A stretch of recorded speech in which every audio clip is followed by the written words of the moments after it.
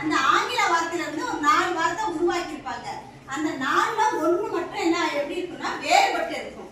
ஒண்ணு மட்டும் எப்படி இருக்கும்? வேறுபட்டு. அந்த வார்த்தை எதுன்னு கண்டுபிடிச்சு அதை தான் என்ன பண்ணணும்? டிக் பண்ணணும். சரியா? அதான் கரெக்டான ஆன்சர். இப்போ பாருங்க, ஒரு எக்ஸாம்பிள் சொல்றேன்.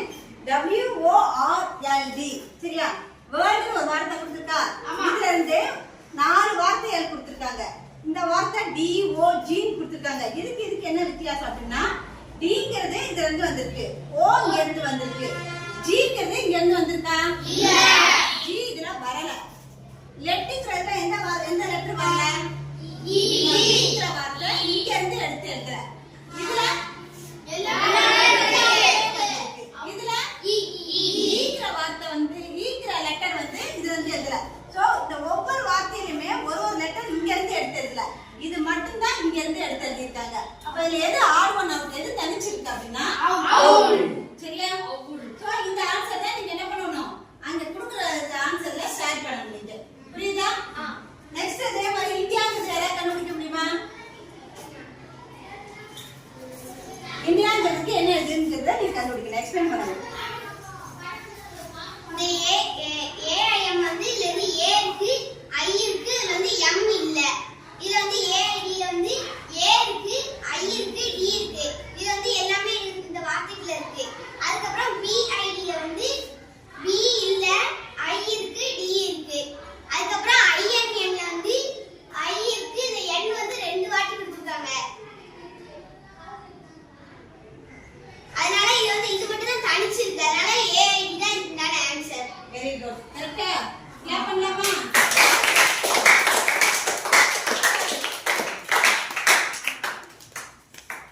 ஈஸியா இருக்கானது? இது மாதிரி இதுல இருந்து ஒரு 2 क्वेश्चन கொடுப்பாங்க. எம்எஸ்ல 2 क्वेश्चन கொடுப்பாங்க. ஈஸியா என்ன டிக் பண்ணிட்டு போயிடலாம். கொஞ்சம் பொறுமையா பார்க்கணும். நீ ஆன்சர் சொல்லு.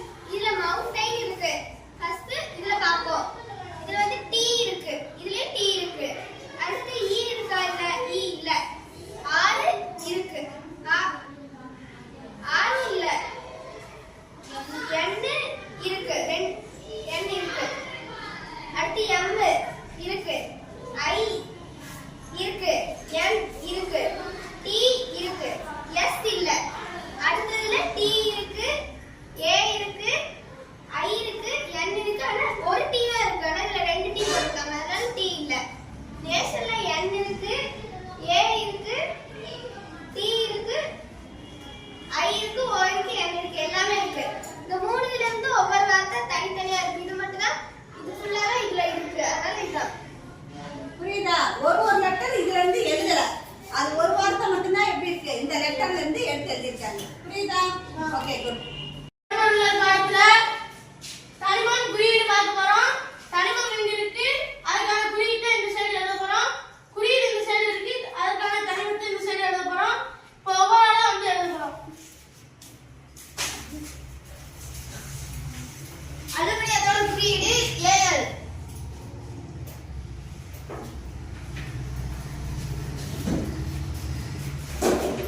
ஓரானுடைய குறியீடு பி.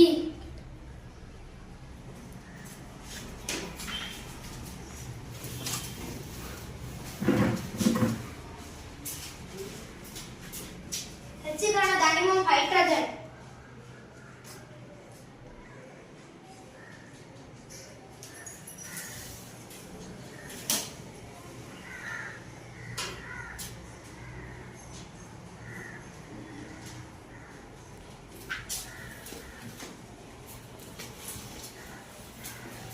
நிக்கலோட குறியீடு எண்ணெய்.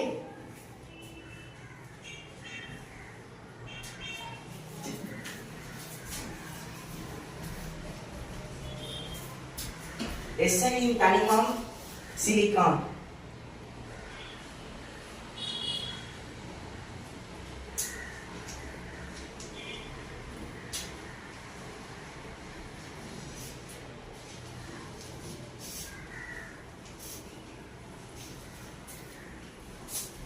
குறியீட்டின் தனிமம் ஆக்சிஜன்.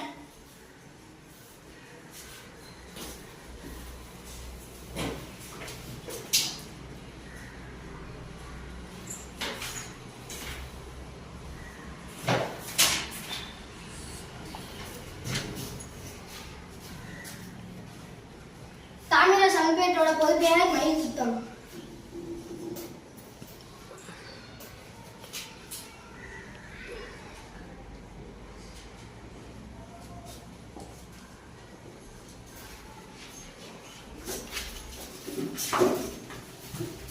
இரும்பு சல்பேட்டோட பொதுப்பெயர் பச்சை துத்தம்.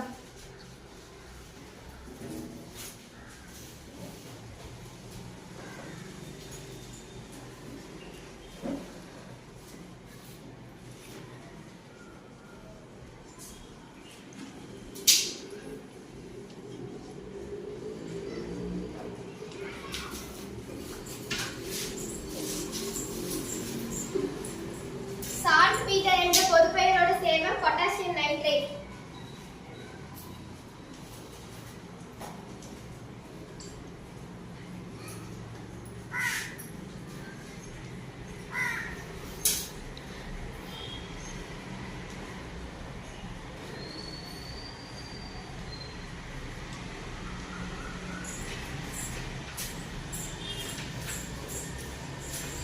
கால்சியம் சல்பேட்டோட பொதுப்பெயர் ஜிப்சம்.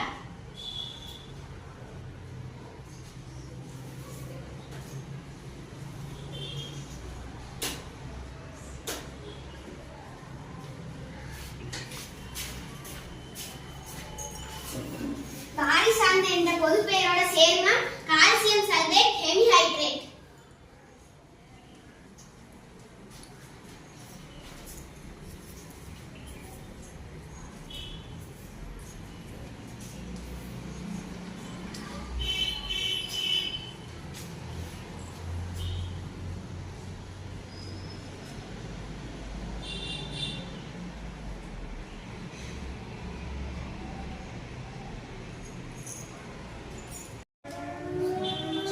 இப்ப நம்ம பார்க்க போற பாடம் என்ன அப்படின்னா உற்பத்தி.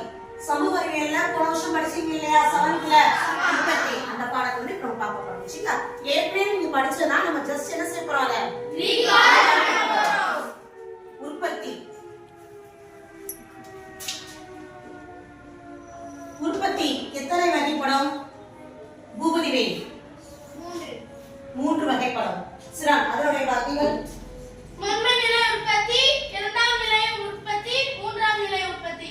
முதன்மை நிலை உற்பத்தி, இரண்டாம் நிலை உற்பத்தி, மூன்றாம் நிலை உற்பத்தி. சிறான் உற்பத்தி வந்து 3 வகைப்படும். முதன்மை நிலை, இரண்டாம் நிலை, மூன்றாம் நிலை.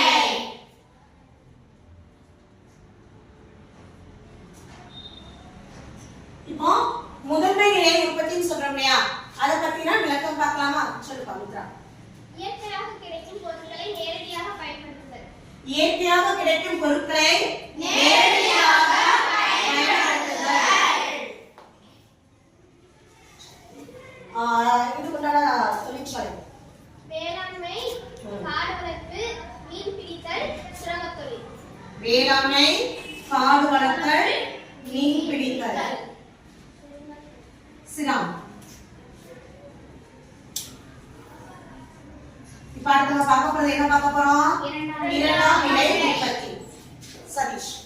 முதன்மை நிலையில் கிடைக்கும் பொருட்களை மூலப்பொருட்களாக கொண்டு புதிய பொருட்களை உருவாக்குவது இரண்டாம் நிலை உற்பத்தி.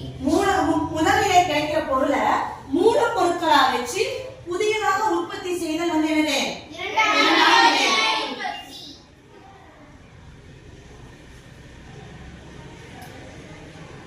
இதற்கான தொழிற்சாலைகள் தொழிற்சாலைகள், ரசாயன பொருட்கள், ஆயத்த ஆடைகள், 4 சக்கர வாகனங்கள். ரசாயன பொருட்கள், தொழிற்சாலைகள்.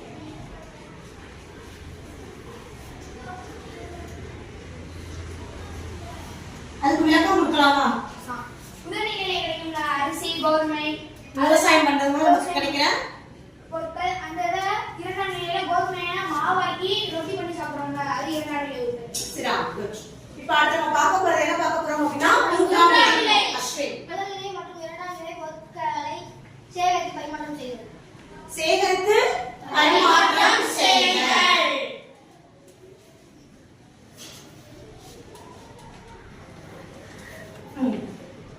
எடுத்துக்காட்டு வங்கி, வணிகம், உடல்நல பாதுகாப்பு. கரெக்ட். வணிகம், வங்கி. இதுக்கு ஒரு எடுத்துக்காட்டு கொடுக்கலாமா? முதல் நிலையிலிருந்து கிடைக்கின்ற கோதுமையை இரண்டாம் நிலையில மாவா திரிச்சு ரொட்டி பண்றாங்க. அதை விற்பதுதான் மூன்றாம் நிலை. Yeah correct. முதல் நிலை நம்ம விவசாயம் பண்றோம், முதல் நிலை. இரண்டாம் நிலை அடுத்த கட்டத்துக்கு போகுது. அந்த கிடைச்ச விவசாயமா கிடைக்கிற பொருட்களை நம்ம என்ன செய்யலாம், திருச்சி நம்மளோட உணவு பயன்பாட்டுக்கு பயன்படுத்துறோம். மூன்றாம் நிலை அந்த கிடைச்ச பொருளை வியாபாரம் பண்றோம். சரியா? இப்ப புரிஞ்சுதா? இப்ப இதுல ஒரு சில கேள்விகள் கேட்கலாமா? கரும்பு வேளாண்மை மூலம் விளைவிக்கப்படுவதனால் இதனை டேஷ் உற்பத்தி என்று கூறுகிறோம். முதன்மை நிலை உற்பத்தி. சிராம்.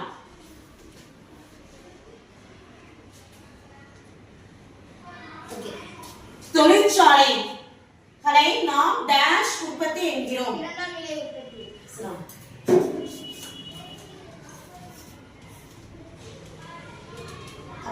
தேவைகளை நிறைவேற்றும் சேவை துறையை டேஷ் உற்பத்தி என்கிறோம். மூன்றாம் நிலை உற்பத்தி. சிராம். இன்னைக்கு நம்ம உற்பத்தி பாடத்துல உற்பத்திங்கிறத பத்தி பார்த்திருக்கோம். சரியா?